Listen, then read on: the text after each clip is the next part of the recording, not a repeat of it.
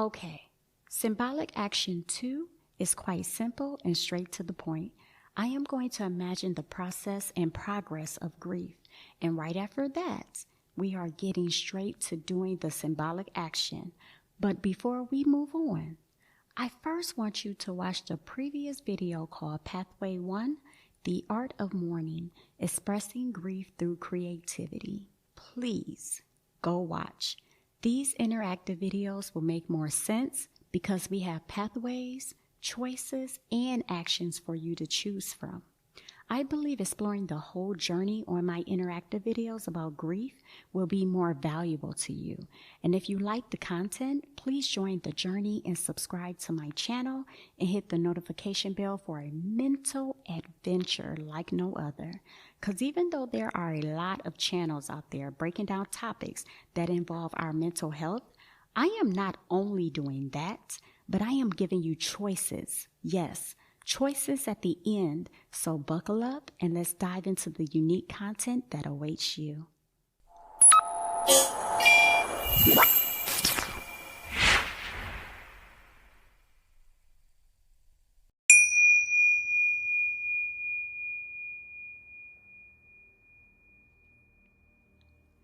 I know grieving is hard. I am going through it right now as we speak. And I am teaching and trying these things out more and more through this time. And I have to make sure that I leave room to think of the lessons I can get going through the grieving stages. Just think about how life struck you once that person or thing left your life and transitioned into the next phase of their journey. Most of us, it hit like a storm, engulfing us in a whirlwind of emotions. Grief washed over us like a tidal wave, leaving us feeling lost and adrift in a sea of sorrow. For some of us, days turned into weeks with heaviness in our hearts, and we struggle to navigate through it. It's like a heavy fog settling over us, obscuring our worldview. We sometimes really long for the warmth and comfort of having our loved one here again on earth, where we can see, where we can touch and feel them. But we can be left with an emptiness that seems impossible to feel.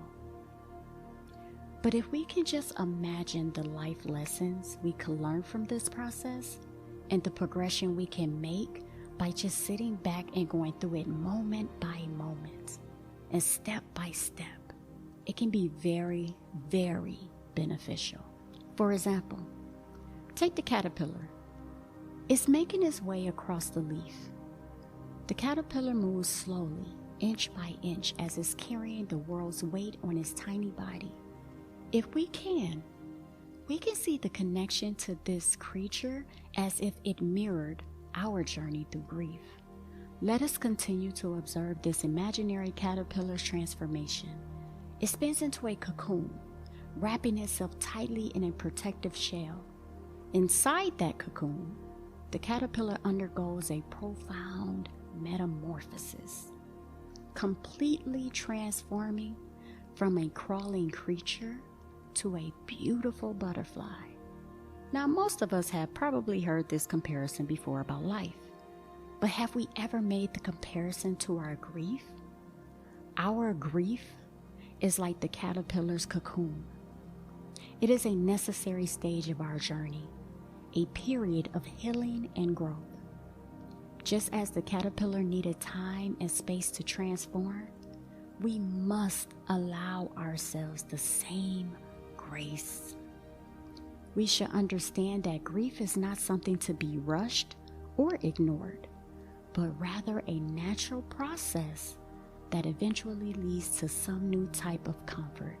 Hopefully, one day, we will realize that our grief does not define us, but has become part of our story.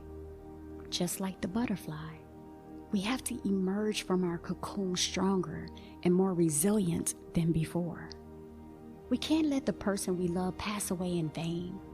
So from this day forward, let us carry our grief with us, not as a burden, but as a reminder of the love we have shared and the strength we have found within ourselves. I'm going to say that again.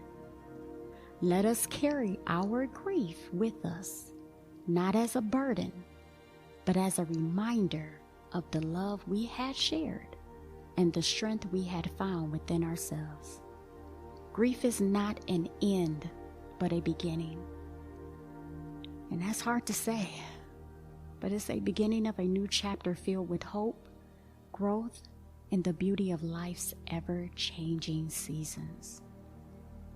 Now that we have imagined our transformation, let's take our mental break just to get that break that we all need sometimes.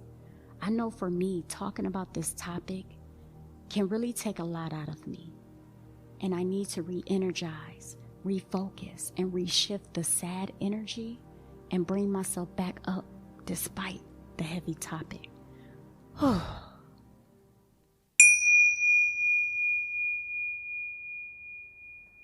So I would like to take this opportunity to remind us of the importance of life and cherishing the present moment. It serves as a powerful reminder to appreciate our loved ones, express our feelings, and make the most of the time we have. Grief can motivate us to live more fully, love more deeply, and embrace the beauty and fragility of life.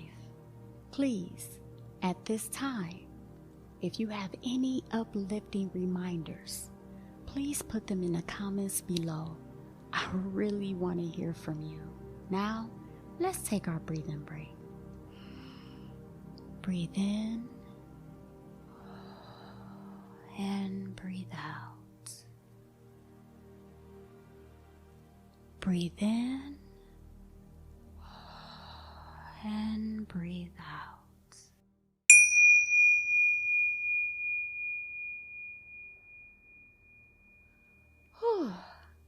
Taking breaks is really, really good for the soul. I love them. I hope you can appreciate them as well. Okay, shake it off. So let's talk about how writing stories is essential. Stories are important for several reasons.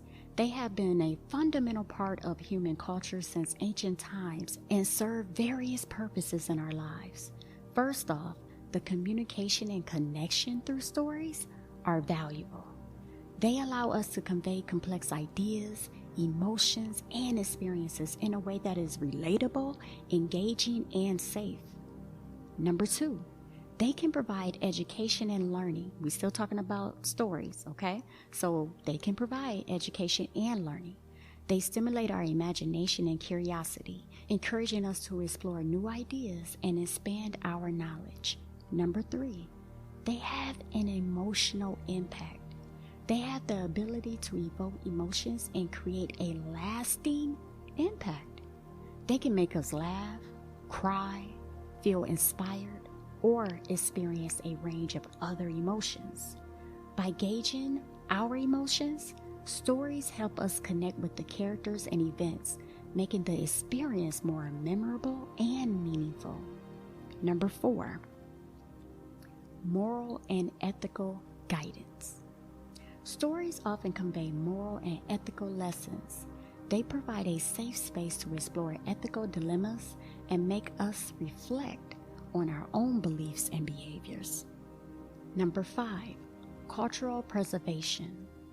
Stories play a crucial role in preserving and passing on heritage, customs, and values from one generation to another.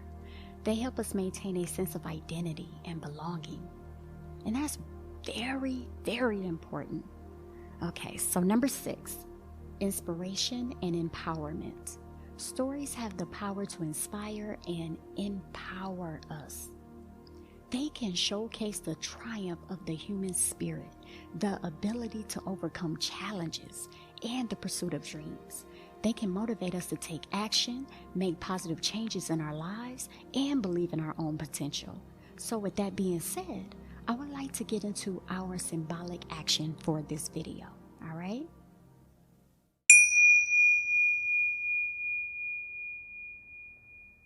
So right now, the symbolic action we are going to do is, yep, you guessed it, write our own story. And I am not talking about a little bitty rink-a-dink story. I mean a full-blown published story. I know that is a tough order. Trust me, I know. I just did it. But I believe you can do it. I'll share a little bit of mine. That way, you have something to go off of. I will not share the whole book though, but just a little, just to shorten the video, okay? Your sis will not leave you hanging. I wrote a story about me as a fictional character going through the emotional stages of grief, all right? Here we go.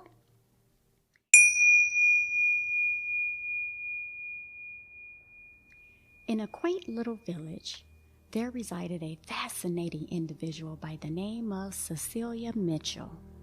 Cecilia exuded a gentle and empathetic aura with a smile that could melt even the coldest hearts. Her meticulous attention to detail was a testament to her thoughtful nature. However, on that fateful day, tragedy struck when Cecilia received the heartbreaking news of her dear friend's unexpected departure. Cecilia was filled with a whirlwind of emotions as the news settled in. It was hard to comprehend, considering she had spent time with her friend just the previous night at a Christmas event. Overwhelmed by grief and denial, she found herself unable to comprehend a world that no longer included her dear friend. She discovered herself in a perpetual state of anticipation, longing for her friend's call or unexpected arrival, struggling to come to terms with the cruel truth. With the passage of time, Cecilia's initial denial gradually gave way to a wave of simmering anger. Her anger burned fiercely, fueled by the unjust nature of life and the cruel twist of fate that stole her friend away too soon. She pondered the untimely departure of someone so full of love and compassion. Fiery rage consumed her, unleashing bursts of emotion, and uncontrollable frustration overwhelmed her. I'm getting emotional. Over time, the anger faded, making room for the next phase of grief, bargaining. Cecilia found herself desperately pleading with God, making solemn vows, and desperately yearning for the impossible, a chance to rewrite history. She frequently found herself immersed in contemplation, pondering the possibility of alternate outcomes. She would often catch herself lost in thoughts of what if and if only, and yearning for an opportunity to alter the trajectory of events. Yet, despite her efforts to negotiate, the harsh truth remained unyielding. Her heart ached with the burden of her loss, plunging her into the darkest depths of despair. She retreated from her usual activities, distancing herself from friends and loved ones. The world appeared desolate and joyless as sorrow engulfed her every waking moment.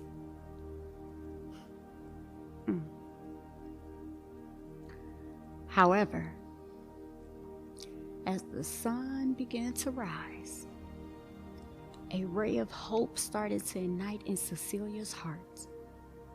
Gradually, she began to embrace the harsh truth of her loss, stepping into the phase of grief commonly referred to as acceptance. She came to the realization that even though her friend was no longer physically there, the love and memories they shared would endure eternally. Embracing acceptance brought forth an unwavering fortitude and resilience. Cecilia started to pay tribute to her friend's memory by treasuring the moments they had shared and embracing the valuable lessons they had imparted. She found solace in the support of friends and family, finding comfort in the shared stories and shared tears. She immersed herself in the pages of a book titled Man's Search for Meaning. As time passed, Cecilia's grief transformed into a bittersweet nostalgia. She still missed her friend dearly, but the pain has softened, leaving behind a deep sense of love and gratitude. She carried her friend's spirit within her, finding comfort in the knowledge that their love would endure. And so Cecilia's journey through the emotional stages of grief came to an end, leaving her forever changed. She emerged from the darkness with a newfound appreciation for life, fragility, and the strength of the human spirit. Her stories became a testament to the resilience of the human heart, reminding others that even in the face of immense loss, healing and hope are possible. You see, my story facilitated communication, fostered connection, educated, evoked emotions, provided guidance, and inspired. It gave me human experience and contributed to my own personal growth, understanding of the world, and sense of belonging. And I want the same for you. So take your time and start writing your story. Your sis will be here. Share it with me. Email me your story. And after you complete it, type it out. Save it on the computer and go to a website. There are several. Go to a website and publish your story. I use Lulu.com. And I will leave a link in the description, but it's plenty out there, y'all. You can just follow the instructions and choose how you want to set it up.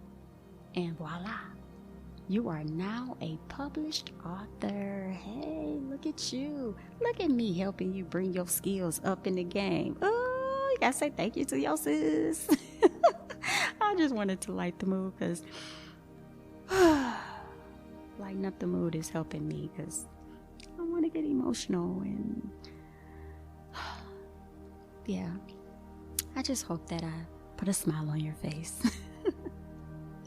It's just hard, speaking and teaching about grief, and especially if you're experiencing it right now while you're going through it. And that's why it took me a little bit longer to make the videos, because I had to just stop and process everything that was going on in my personal life and with my personal journey with grief. And, it's been a journey, I will say, and it's been challenging, but it's beautiful from what came out of it, and it was these interactive videos. So I just hope I put a smile on your face, even if we're talking about a heavy topic. So let me get back on track. We were talking about the symbolic action. Okay, so that would be the symbolic action, y'all. That would be publish your story, okay? And this is a symbolic action that I genuinely enjoy, mainly because I know that you can share your book with others who are grieving. Or you can always read it yourself again if you find yourself again going through losing a loved one.